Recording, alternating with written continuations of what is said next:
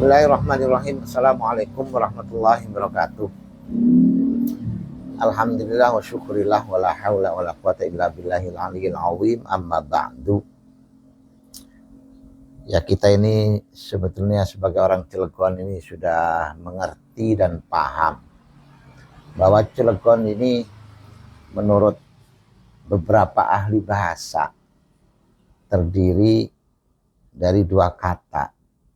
Pertama kata ci atau di bahasa cai, karena ci itu atau cai itu identik dengan bahasa Sunda. Jadi cai itu air, ya. Yang kedua, kata yang kedua adalah legon. Legon itu kubangan atau legok atau kedung, ya. Atau lubang-lubang, dan lubang-lubang itu adalah identik dengan tempat air. Jadi Cilegon ini kalau kita gabungkan kata-kata ci dengan legon berarti Cilegon, atau lokasi atau tempat atau wilayah yang di situ sering terjadi genangan air. Ini artinya bahwa Cilegon itu dahulu ditemukan pada waktu zaman Kesultanan adalah daerah yang banyak mengandung air, sehingga Cilegon dibuka untuk sebagai pertanian, ketahanan pangan atau pertanian, ya. Pertanian pangan itu Cilegon dulu zaman Kesultanan. Nah, dari kata-kata ini kita sebagai generasi berikutnya ini kita harus banyak waspada, terutama kawan-kawan kita yang tinggal dekat dengan sumber air, dilintasi air, dekat kali atau dekat sungai atau dekat tempat-tempat yang dulunya lekok kemudian diuruk, ya, diratakan. Karena ketika air itu adalah biasanya mencari tempat yang datar. Nah, ketika tempat yang datar itu sudah tertutup, sudah tertimbun, sudah diratakan karena pembangunan proyek lah, pembangunan perumahan lah, pembangunan perkantoran lah, dan tempat-tempat yang kita lihat sekarang ini kan sudah banyak tuh, ada pabrik dan sebagainya itu. Dan itu sekarang posisinya rata, bahkan lebih tinggi daripada perkampungan. Nah, ini efek daripada itu akan terjadi banjir. Air tidak bisa tidak bisa lancar menuju atau mengalir ke daerah yang lebih rendah lagi.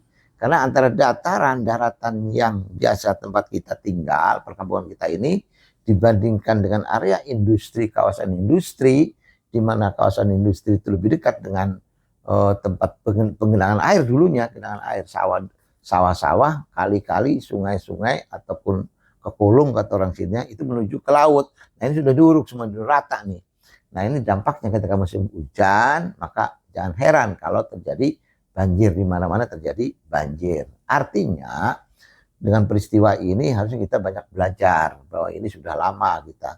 Sejak tahun 86 kita sudah menjadi kota Tip, kemudian sekarang menjadi kota madya. Nah, ini sudah berubah segala-galanya.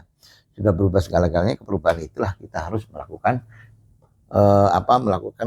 pembangunan, ya, bikin saluran-saluran air yang baru demi untuk kemaslahatan ke depan. Itu yang pertama.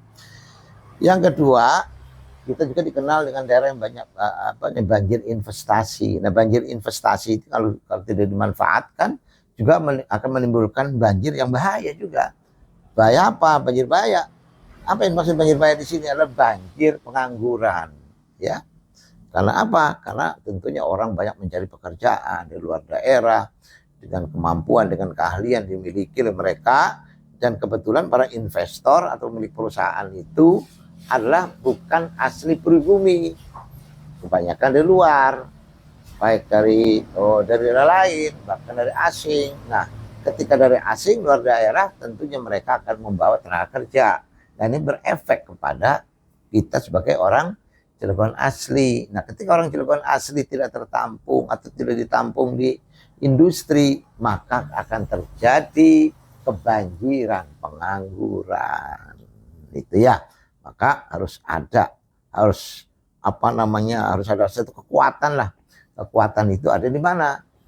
Di peraturan. Peraturan dibuat oleh pemerintah daerah nih, apakah kota, dewan, wali kota, dewan, dan atau provinsi barangkali. Buat satu aturan yang tegas bahwa orang Cilegon lokal harus menjadi tenaga kerja semuanya.